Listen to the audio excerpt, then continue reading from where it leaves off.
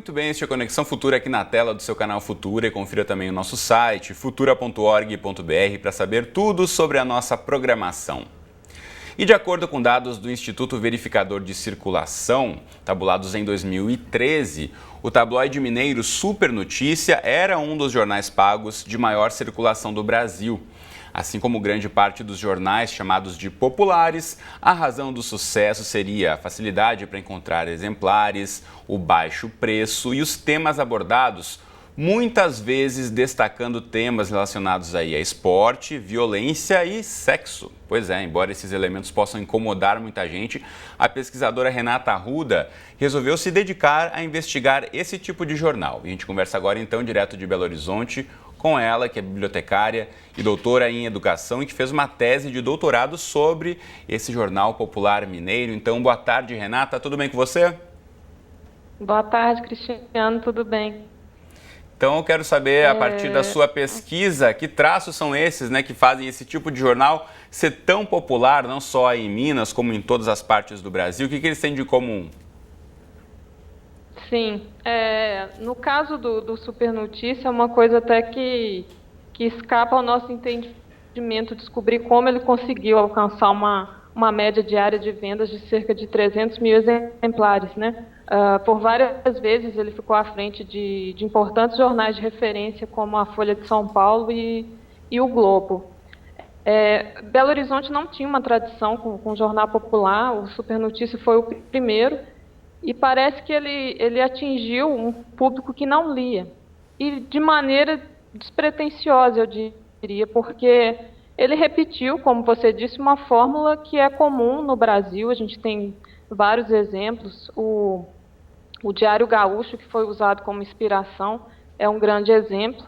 Então, ele coloca, basicamente, notícias dramáticas na capa, né, manchetes chamativas, uma figura feminina e algum apelo esportivo, né? No caso de Belo Horizonte, os principais times de futebol. E eles alcançaram um filão que eu acho que nem eles esperavam, e o editor que eu fiz a entrevista durante o doutorado, ele deixou isso claro, que foi uma coisa inesperada, que um jornal que saltou de 6 mil exemplares por dia no ano de 2002, quando ele foi lançado, para cerca de 300 exemplares, 280, 300 mil exemplares por dia em Belo Horizonte e em cerca de 500 cidades de Minas Gerais. E sem assinatura, né? Um jornal que basicamente é venda de rua e venda em comércios populares, padaria, açougue. Então tem essa questão do acesso muito fácil também. A pessoa que passa por uma banca, ou não só numa banca, outros pontos de venda também encontra. Você mencionou aí alguns exemplos de jornais aqui no Brasil, mas lembrando também a grande referência dos tabloides, como é esse também, é o The Sun, né, que é um jornal britânico que existe há muitas décadas e tem exatamente esse mesmo formato. Então ele foi meio aí que um dos precursores no mundo nesse tipo de linguagem, né, de manchetes fortes, com alguma notícia relacionada à violência, uma foto de uma mulher seminua e alguma coisa relacionada a esporte, esse tripé aí que acaba se reproduzindo nas fórmulas dos jornais populares chamados tabloides no mundo todo. Agora, um dos recortes que você fez na sua pesquisa, que chegou até a gente, é em relação ao contato com a leitura, que a partir desse tipo de leitura desse jornal, você poderia ampliar aí o espaço de leitura dos brasileiros? De que forma você chegou a esses resultados? Eu acho que o mais importante, Cristiano, é o acesso do material leitura. Pelas entrevistas, eu pude observar que essas pessoas elas não frequentam biblioteca. Basicamente, aqui em Belo Horizonte, no caso, é um prédio histórico, suntuoso, que assusta. Então, a pessoa não tem coragem de entrar numa biblioteca. E o jornal tá no bairro dele, tá no ônibus, ele está muito acessível. E ele desencadeia coisas que entendemos como favoráveis, né? Porque eu acho que a gente meio que coloca uma lupa que nos dá o popular como algo indigno, que é segunda categoria, mas o popular não é indigno, né? E não é um mundo à parte. Ele transita, ele foge ao exclusivo, ele é acessível. E a leitura do jornal, o que é o ponto fundamental que a nossa pesquisa chegou, é que ele transformou o cenário da cidade e o cenário, a prática social desses leitores. Então, mesmo que ele, né, são leitores da classe C e D, mesmo que ele não tenha não leia tão bem, o jornal está ali para ele como algo que ele consegue consumir. E além de consumir, que eu acho que o jornal ele não é só consumo passivo, ele é também um uso.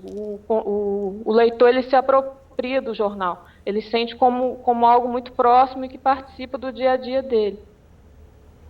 Bom, e de certa forma também a partir desse momento em que a pessoa tem esse contato maior com a leitura, enfim, cria o hábito, né, de comprar o jornal pelo preço baixo também, isso pode também acabar despertando de certa forma um pouco do interesse por outro tipo de literatura, por livro também. Agora, tem uma questão que você, ao longo da pesquisa, conversou muito com os editores. Eu queria saber um pouco mais sobre esses bastidores da produção desse tipo de jornal, de que forma são definidas, então, as manchetes, os destaques principais. Isso também, a gente sabe que existem alguns tipos de estudos que mostram, né, que dependendo do que for na capa, vai vender mais ou menos. Então, como é que os editores desse jornal que você estudou especialmente, aí eles definem o que vai ser destaque?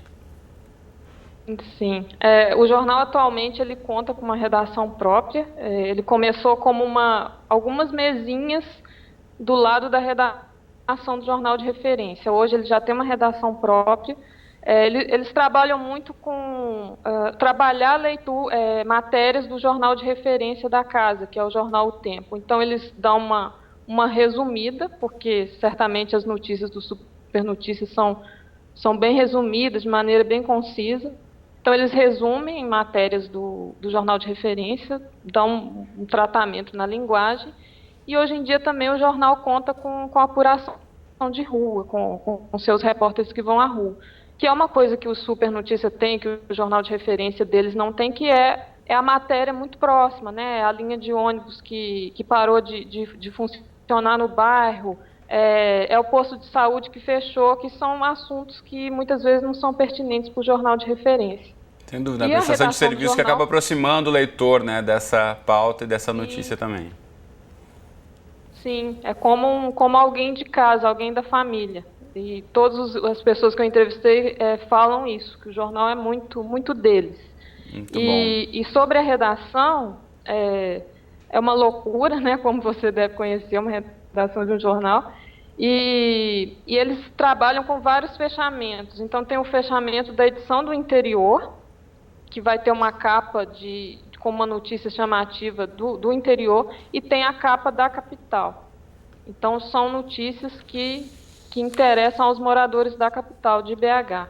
Bom, Renata, infelizmente nosso tempo aqui já está chegando ao fim, eu preciso me despedir de você, mas eu convido aí quem quiser saber mais a buscar aí sobre a pesquisa da Renata Arruda sobre esse jornal popular, aí que de certa forma que a gente quer que o brasileiro leia cada vez mais, e começando por um jornal também, importante saber o que está acontecendo aí na sua cidade, no seu bairro, e que a informação a gente sabe que ajuda a transformar vidas aí, então parabéns pelo trabalho, Renata. Obrigado. Obrigada, Cristiano. Muito bom, e agradeço também aqui a equipe da TV Unicamp, parceira do Futura, na produção dessa entrevista. E na próxima entrada aqui do Conexão Futura, a gente fala sobre os 25 anos do Estatuto da Criança e do Adolescente. Pois é, o Brasil possui cerca de 26 milhões de adolescentes e desse total, 23 mil cumprem algum tipo de medida socioeducativa com privação de liberdade. Então, no programa de hoje, vamos falar mais aqui sobre as políticas públicas e as iniciativas da sociedade civil voltadas para essa população. Então, não perca essa discussão desde já. Mande perguntas para a gente no Facebook ou no Twitter do Futura e voltaremos daqui a pouco, logo depois do programa Nota 10. Até já!